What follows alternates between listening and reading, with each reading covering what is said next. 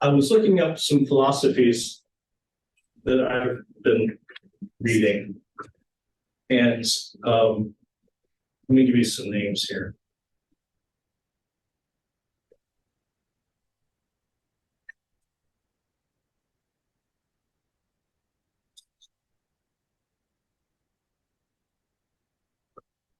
John Vervaeke. Have I mentioned his name before? No. He's a psychologist and a philosopher at the University of Toronto in Canada. And he wrote a whole series of video lectures. I'm into video lectures, as you might have noticed, and called Awakening from the Meaning Crisis. And I draw a lot from John's work, Vervaeke's work. I think he's really smart, and because he's kind of drawing from both psychology, which is kind of like the workings of our psyche, and neurology, like the workings of the brain, and philosophy, which is kind of abstract, so it's kind of sometimes hard to get philosophy. And so when he talks about, like, so what is reality? Okay, let's get philosophical for a second. What the heck is reality? And I mean, on one level, it's like, it's pretty obvious. It's like, it's this thing in front of us. It's like stuff, it's objects. I'm real, you're real. We're not in the matrix, we're not plugged into some matrix. What was the guy's name? Was it Dr. Johnson, I think? But he was kind of upset at all these philosophers in his times, was in the 1700s, and like different philosophers like Kant and Leibniz and stuff were saying, what's real? And like Dr. Johnson was like, I'll tell you what's real. And he kicks a rock. That's real. Rock is real. Like, it's not, there's nothing complicated about it. Well, it is complicated. And so because you have the object, let's call it O, but let's make it a specific thing. It's a tree. Here's an object. It's a tree. It's not a very good tree. Let's try to make it a little more tree-like there.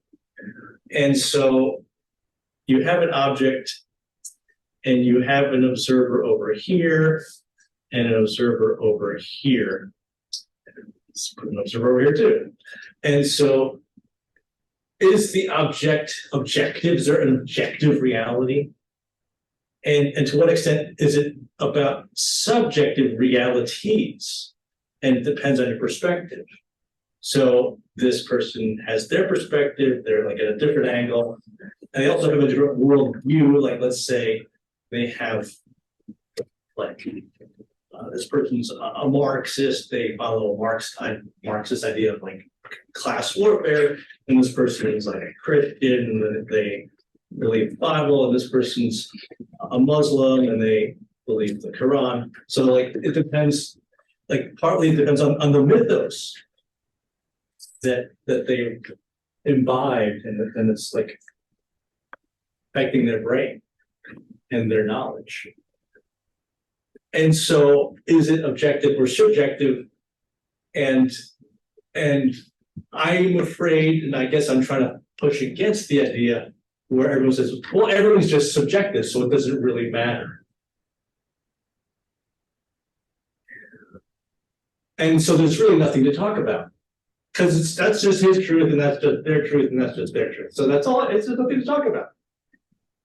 But we have to talk about it, and the fact is we're talking about it. Like, how do you study like philosophy and psychology? Like, we have an objective reality that either it's objective to some extent. I'm not saying it's purely subjective, like there's definitely a subjective element, but if it's not objectively true, then how is the word that the Muslim puts on it going to match the word that the Marxist or the Christian, like, if these words don't correspond to each other, then they're not talking to each other, are they?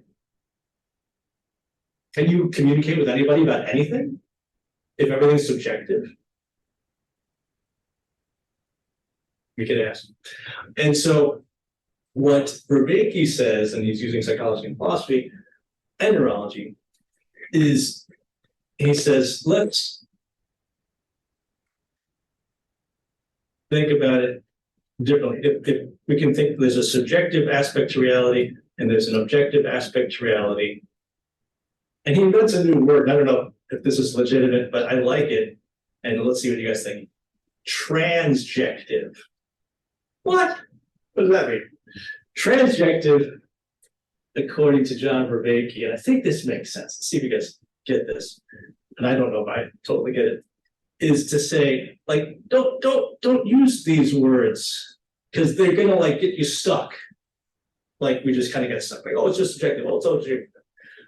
Well, the reality is there's a relation, and the relation of the mind to the object, to the subjective and the objective, is in a certain sense more real than just looking at it objectively or just looking at it subjectively.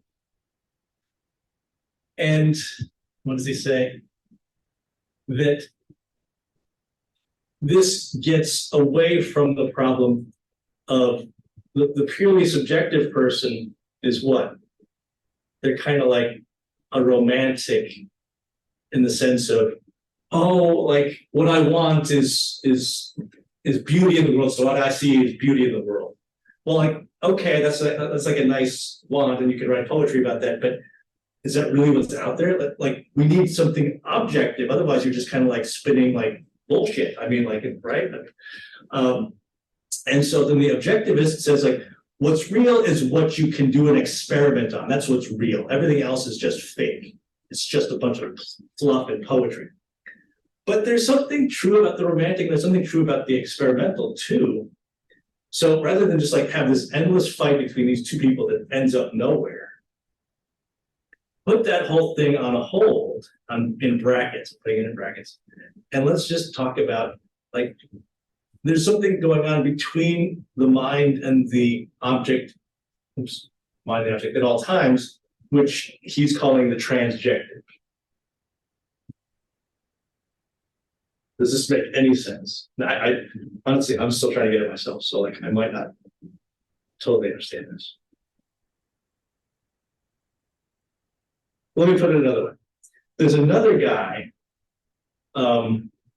who's and I like these psychologists. Like he's actually a brain doctor, a neurologist, and a humanities guy, like an English professor. He's done both, and his name is Ian McGilchrist.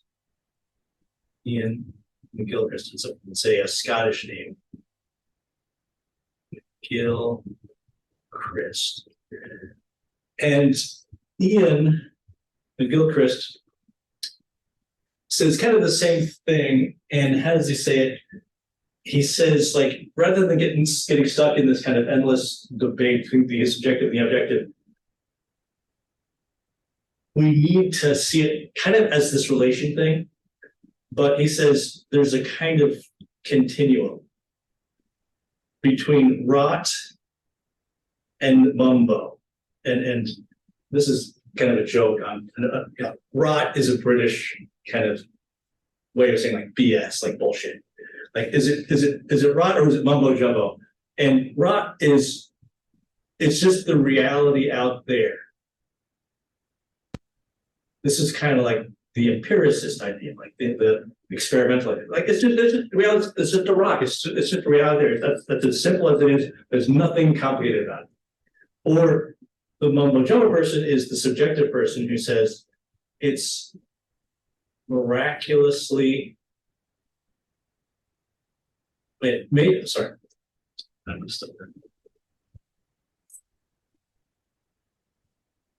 made up miraculously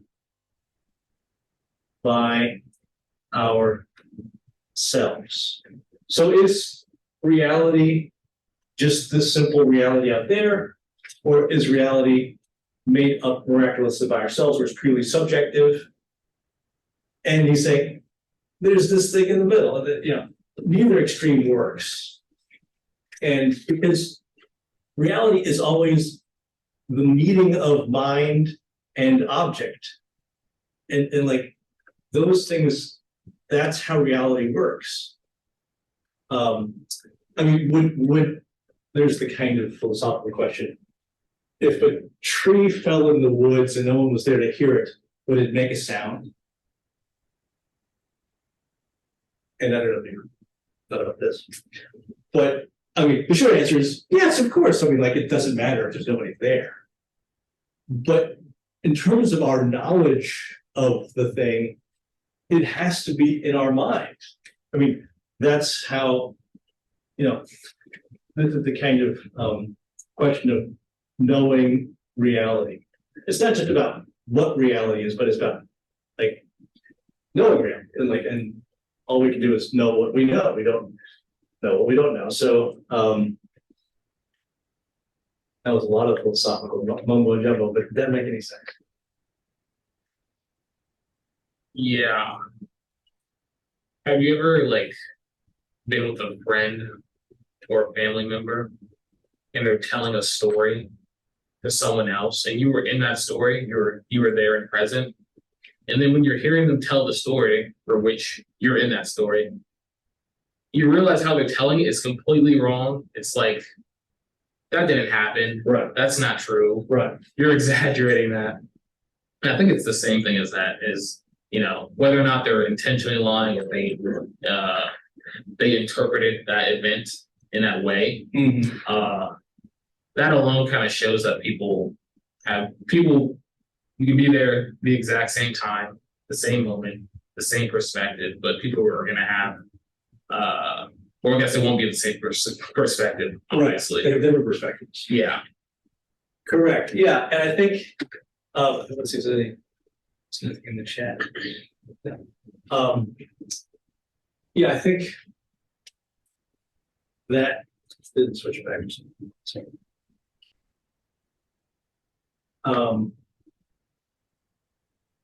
Yeah, it's malfunctioning. Okay, that's fine. And well said, Jeremiah. Let me just pick up V's comment. I believe I said last time, the reality is as real as you believe it is, and it is different for everyone because the brain processes it differently.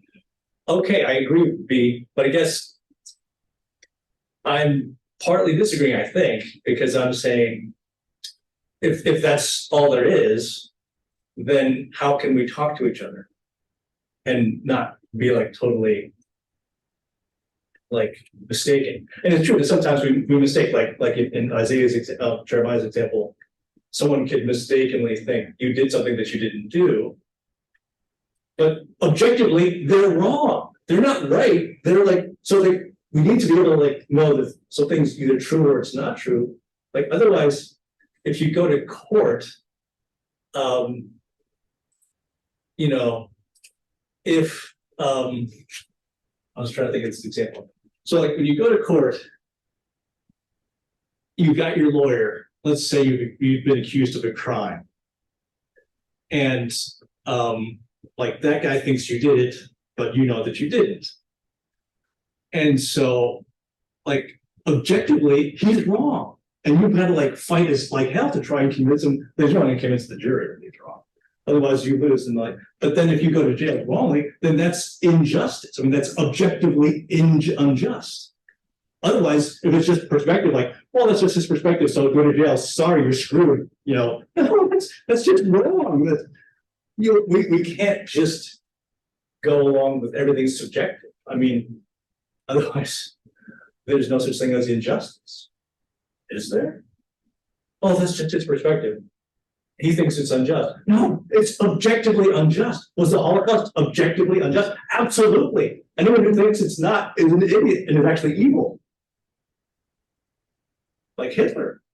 So anyway, Hitler's like, everyone always goes to Hitler when you want to win an argument. But sorry, I'm going on and on.